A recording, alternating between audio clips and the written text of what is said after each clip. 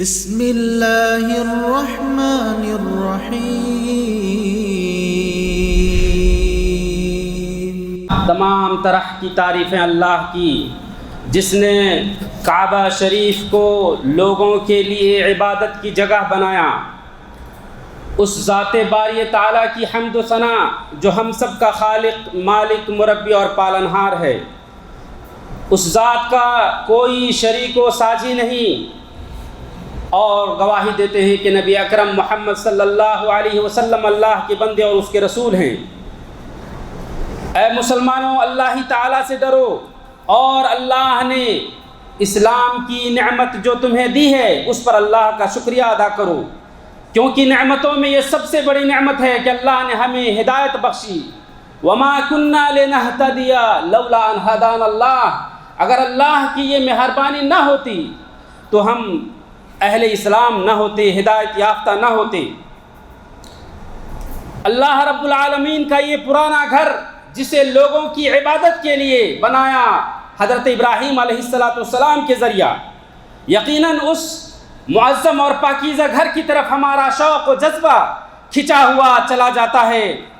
وہ پہلا گھر جس کے بارے میں اللہ نے فرمایا ان اول بیت وضع للناس للذی ببکۃ مبارکا وہدی للعالمین، کہ بے شک پہلا گھر جسے اللہ نے لوگوں کے لیے وضع کیا، بنایا، تعمیر کروایا، یقیناً وہ مکہ مکرمہ کے اندر ہے، اور یہ گھر تمام جہان والوں کے لیے ہدایت کا ذریعہ اور سبب ہے۔ فیہ آیات بینات مقام ابراہیم، یہی وہ جگہ ہے جہاں پر بڑی بڑی اور کھلی ہوئی نشانیاں ہیں ہدایت کی، اور حضرت ابراہیم علیہ السلام کے کھڑے ہونے کی جگہ کی پہچان ہے۔ ومن دخلہ کان آمنا، جو بھی اس بیت اللہ کے اندر، اس حرم شریف کے اندر داخل ہوا وہ یقیناً امن کے اندر ہے۔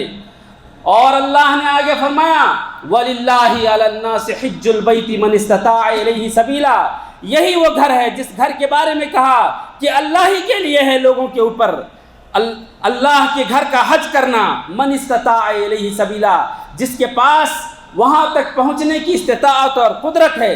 ومن کفر فإن اللہ غنی عن العالمین، اور جس نے گریز اختیار کیا اور ناشکری اختیار کی، جس نے انکار کیا اللہ تعالیٰ کی اس عبادت سے، تو اللہ تعالیٰ کو کسی کی ضرورت نہیں، اللہ تعالیٰ بے نیاز ہے سارے جہان والوں سے۔ محترم سامعین کرام، اس موقع پر جہاں کہ اللہ رب العالمین کی کلام مجید سے آپ کے سامنے یہ واضح کیا گیا کہ اللہ تبارک و تعالیٰ کا پہلا گھر جو مبارک ہے، جو سارے جہان والوں کے لیے ہدایت کی جگہ ہے اور ذریعہ ہے، یہی گھر ہے جہاں پر ہم اور آپ جا کر کے اللہ تعالیٰ کی خاص عبادت کر سکتے ہیں۔ یہ حدیث پاک بھی آپ کو یہاں پر سنا دینا ضروری ہے، جس میں اللہ کے رسول صلی اللہ علیہ وسلم نے فرمایا، بخاری اور مسلم کی حدیث ہے، لا تشد الرحال الا الى ثلاث مساجد، کہ 3 مسجدوں کے علاوہ کہیں دوسری جگہ ثواب کی نیت سے آپ سفر نہیں کر سکتے۔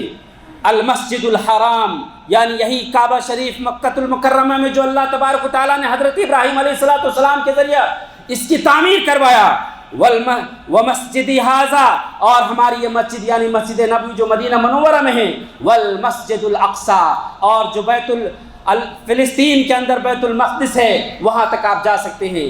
ان آیات اور حدیث پاک کی روشنی میں آپ اندازہ لگائیں، ہمارے ملک و ہندوستان و پاکستان کے اندر لوگ من گھڑت طریقے سے ایسی جگہیں بناتے ہیں جہاں پر نہ صرف عبادت کو خاص کرتے ہیں بلکہ لوگوں کو دعوت دیتے ہیں اور طواف تک کرواتے ہیں۔ میرے بھائیوں، ضرورت ہے کہ آج قرآن و حدیث کو عام کیا جائے اور لوگوں کے سامنے ہدایت کی باتیں واضح کی جائے۔ یقیناً یہ گھر ایک عظیم گھر ہے جس کو اللہ رب العالمین نے بڑے اہتمام سے تعمیر کروایا۔ مختصر طور پر آپ کے سامنے اس کا قصہ یہ ہے کہ حضرت ابراہیم علیہ السلام کو جب اللہ تبارک و تعالیٰ بڑی تمنا اور دعاؤں کے بعد ایک لخت جگر حضرت اسماعیل عطا کرتا ہے، فوراً حکم دیتے ہیں کہ آپ انہیں جا کر کے کعبہ شریف کے پاس چھوڑ آئیے۔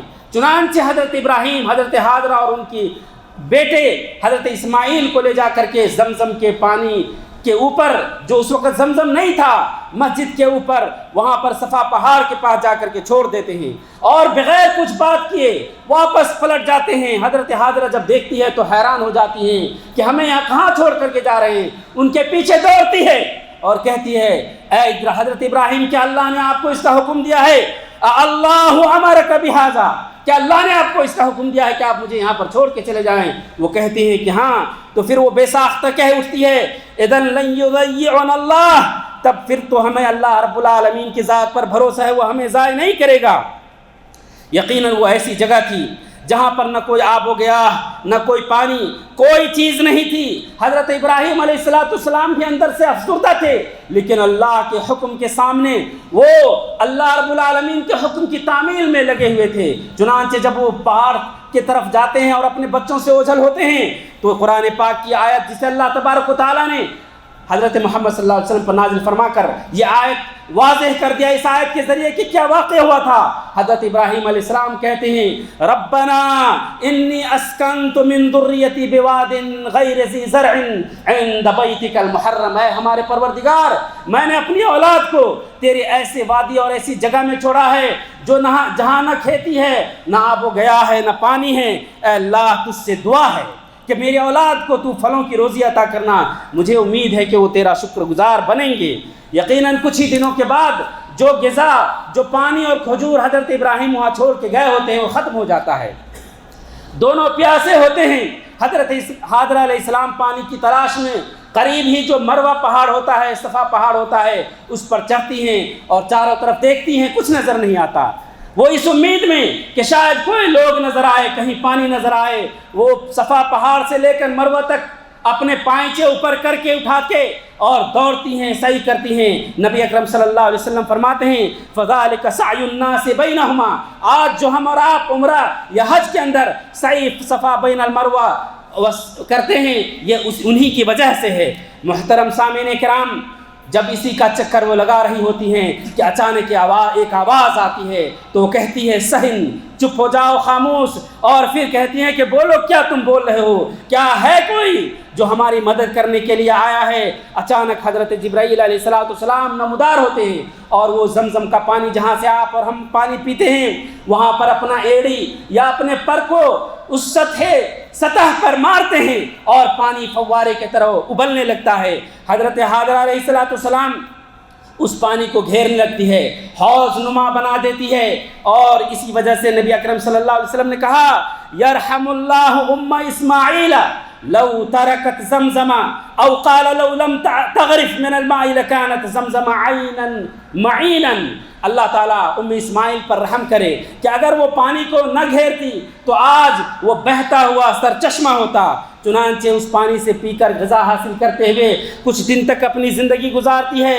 اسی درمیان جرہم قبیلے کا ایک وفد وہاں سے گزرتا ہے اور اجازت مانگتے ہیں کیا آپ ہمیں یہاں رہنے کی اجازت دیتے ہیں؟ انہیں اجازت دے دی جاتی ہے، لیکن کہا جاتا ہے کہ تمہارا حق پانی پر نہیں ہوگا، اور اس اتفاق پر وہاں رہنے لگتے ہیں کیونکہ لوگوں کی ضرورت اور انسیت، انہیں بھی ضرورت تھی انسیت کی، پھر وہاں پر آبادیاں بڑھ جاتی ہے۔ اور اس کے بعد حضرت اسماعیل علیہ السلام وہیں پر عربی زبان سیکھتے ہیں، بڑے ہوتے ہیں، اور انہیں جرہم قبیلے کے اندر شادی ہوتی ہے اور ام اسماعیل کی وفات ہو جاتی ہے۔ کچھ ہی دنوں کے بعد حضرت ابراہیم علیہ السلام ان کی تلاش میں آتے ہیں۔ جب وہاں پہنچتے ہیں تو بڑی مشکل سے لوگ انہیں بتاتے ہیں کہ آپ کے بیٹے کا گھر وہاں ہے۔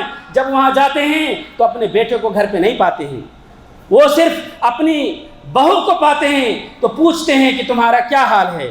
تو وہ شکایت کرتی ہے کہ ہم سب لوگ بڑی تنگحالی کی حالت میں ہیں، ہماری حالت اچھی نہیں ہے۔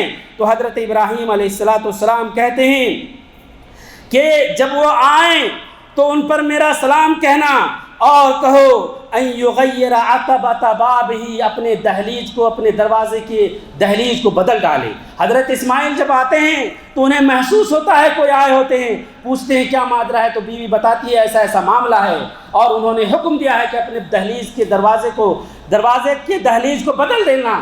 تو کہتی ہیں وہ تم ہو اور وہ میرے باپ تھے، ان کا حکم ہے کہ میں تمہیں طلاق دے دوں، انہیں طلاق دے دیا جاتا ہے۔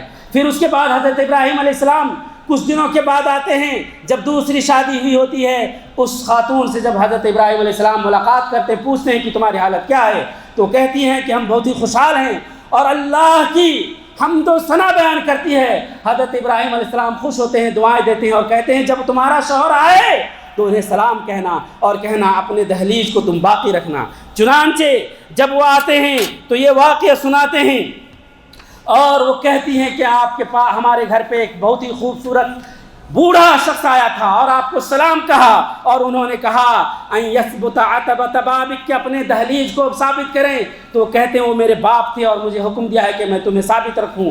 معزز سامعین کرام، یہ واقعہ اس لیے ذکر کیا گیا کیونکہ اس بنا میں یہ واقعہ چلتا آ رہا ہے کہ حضرت اسماعیل علیہ السلام کی زندگی اس خاتون، دو خاتون آتی ہیں۔ آپ اندازہ لگائیں کہ آج ضرورت ہے کہ لوگ نئے خواتین کا اختیار کریں شادی کے لیے۔ پھر اس کے بعد کچھ ہی دنوں کے بعد حضرت ابراہیم علیہ السلام دوبارہ وہاں تشریف لاتے ہیں اور اسماعیل علیہ السلام سے ملاقات کر کے کہتے ہیں کہ اللہ نے ہمیں حکم دیا ہے کہ میں اس جگہ پہ اللہ کا گھر بناؤں۔ چنانچہ دونوں مل کر کے گھر بناتے ہیں۔ خلاصہ کلام یہ ہے اور موضع استشہاد کے میرے بھائیوں آپ یاد کریں، جب بنا رہے تھے تو حضرت ابراہیم علیہ السلام جسے اللہ نے قرآن کریم کے اندر ذکر کیا، ربنا تقبل منا انک انت السمیع العلیم، کہ اے ہمارے پروردگار ہمارے اس عمل کو تو قبول فرما لے، بے شک تو سننے والا اور جاننے والا ہے۔ آپ اندازہ لگائیں، وہ نبی تھے، رب کا حکم تھا، پاکیزہ گھر بنا رہے تھے، پاکیزہ عمل میں لگے تھے، اور اس نیک عمل پر بھی نبی کو بھی خوف ہے کہ کہیں میرا عمل ناقابل قبول نہ ہو جائے۔ آج ہم اور آپ ہزاروں عمل کرتے ہیں، لیکن کیا ہمارے اندر یہ داعی اور جذبہ ہوتا ہے، یہ خوف ہوتا ہے؟ ہم ہمیشہ سوچتے ہیں اور بڑے ہی لاپرواہی کے ساتھ اپنے کام کو اور عبادتوں کے اندر لگے رہتے ہیں۔ محترم سامعین کرام، یہ وہ گھر ہے جہاں پر اللہ تبارک و تعالیٰ نے ہمیں اور آپ کو حکم دیا کہ وہاں جا کر کے طواف کریں اور حج کریں، اور اسی کے بعد اللہ تبارک و تعالیٰ نے حضرت ابراہیم علیہ السلام کو حکم دیا وَأَذِّن فِي النَّاسِ بِالْحَجِّ يَأْتُوكَ رِجَالًا وَعَلَىٰ كُلِّ ضَامِرٍ يَأْتِينَ مِنْ كُلِّ فَجٍّ عَمِيقٍ۔ اے حضرت ابراہیم علیہ السلام، اب وقت آ گیا ہے کہ آپ لوگوں میں اعلان کر دیں، اور دیکھیں گے آپ حج کا اعلان کرتے ہی لوگ ذوق در ذوق اس گھر کی طرف آئیں گے۔ ارے ایسے ویسے نہیں، پاؤں پیدل چل کر کے آئیں گے، اور ہر دبلے پتلے لاگر کمزور سواری پر جانوروں پر چڑھ کر کے آئیں گے۔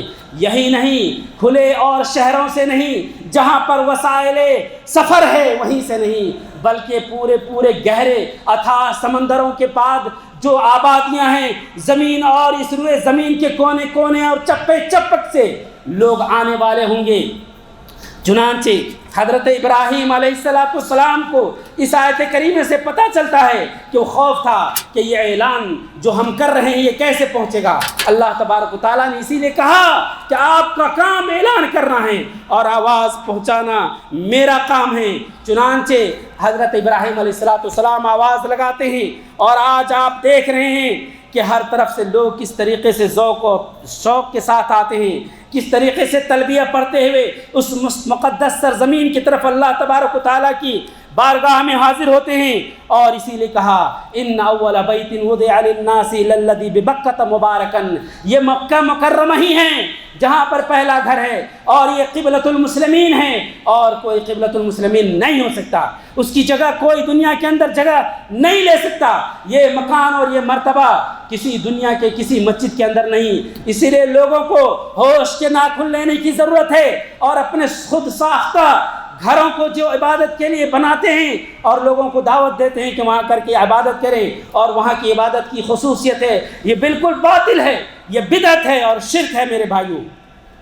اے اللہ کے بندو، یقیناً ہم قریب ہی مکہ المکرمہ کے اندر حجاج کرام کے وفدوں کو اور مسافروں کو دیکھیں گے کہ ذوق در ذوق آئیں گے، جن کا وصف اللہ رب العالمین نے فرمایا یاتوک رجالا وعلی کل ضامر یاتین من کل فج عمیق۔ لوگ بڑے ہی ذوق و شوق کے ساتھ تمام تھکن اور پریشانیوں کو، مال و دولت کو نچھاور کرتے ہوئے اللہ رب العالمین کی مغفرت کی امید میں اس مقدس سرزمین کی طرف اور اس پاکیزہ گھر کی طرف زیارت کرنے کے لیے آئیں گے۔ وہ آئیں گے تاکہ اپنے اسلام کے ارکان خمسہ کا سب سے اہم عظیم رکن حج کو مکمل کریں، وہ آئیں گے اس امید میں کہ اللہ رب العالمین ان کی تمام خطائیں معاف کر دیں، وہ آئیں گے اس امید میں کہ اللہ تبارک و تعالیٰ انہیں جنت الفردوس عطا کر کے ہمکنار کرے۔ اسی لیے اللہ نے فرمایا من دخل، کہ جو لوگ بھی اس میں داخل ہوگا یقیناً اللہ رب العالمین اسے امن بخشے گا، اس دنیا کے اندر بھی اور قیامت میں بھی انہیں امن و شانتی بخشے گا۔ میرے محترم حضرات، یہ گھر جسے اللہ رب العالمین نے تعمیر کروایا، قومیں گزرتی گئیں، ملکیں فنا ہوئی، دوسری ملکیں آئیں، لیکن یہ گھر ثابت قدم ہے، اس کے اندر بھی ترمیمیں ہوئیں۔ جزا اللہ تعالیٰ جزا دے جن کے ذریعے سے اللہ تعالیٰ نے ان کی تعمیریں کروائی اور دن بدن اس کی تعمیریں ہو رہی ہیں، اللہ انہیں خیر کا بدلہ عطا کرے۔ اور یقیناً یہ بیت اللہ اور کعبہ شریف جو ہمارے سامنے جو باتیں واضح کرتی ہے وہ یہ ہے کہ میں اور ہم اور آپ سب کے سب اللہ تعالیٰ کے احکام کے فرما بردار بنیں، اللہ تعالیٰ کی عبودیت کے اندر مخلص بنیں۔